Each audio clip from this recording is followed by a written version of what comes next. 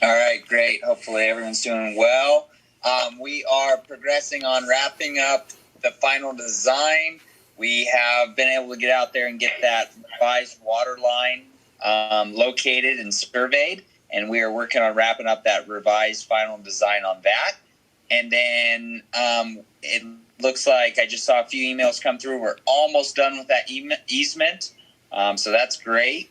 And then as far as submitting our 90% plans and specs, I think we discussed this at our 60%.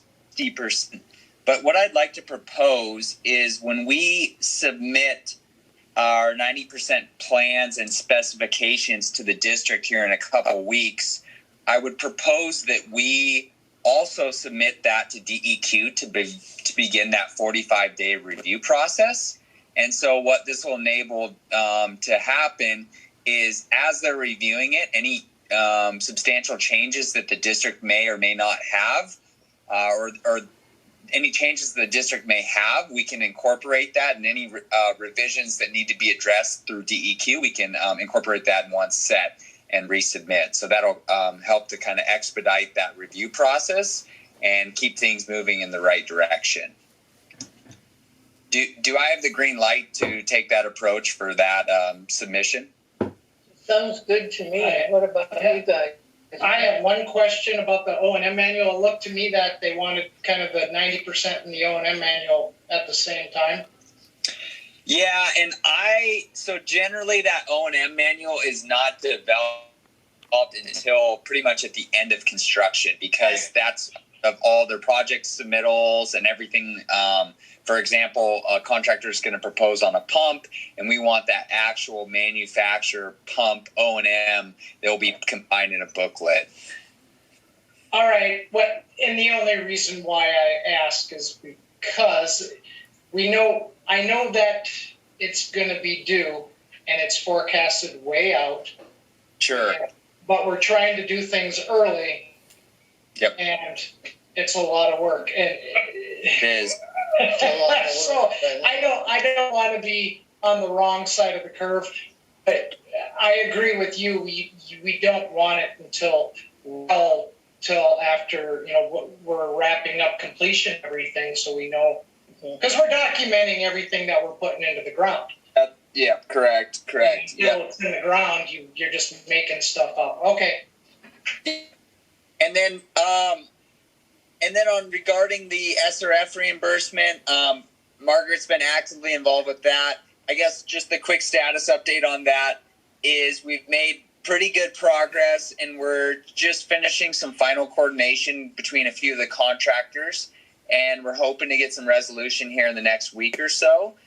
And I'll leave it at that unless there's any questions regarding that. Oh, I don't have good. And then on the Navy construction easement, I think that portion of work, that water line work, I think what we previously discussed, and I just wanted to re-clarify this, we're going to actually break that item of work out as a alternative bid. So it's very clear that work, what that work consists of. And then in the bid schedule and the documents, we'll actually have kind of potentially a delayed start date on that. So it gives us a little bit more flexibility on getting that construction easement associated with that work. So just wanted to mention that and see if there's any questions regarding that. No, is there any point, though, that are we going to be able to solve the Dromore problems with flow and pressure in stages? I mean, that's one of our main projects. That's why we're here, is to improve the flow and the pressure on Dromore. And is there any ability to get that up and running before total completion? Move to the front.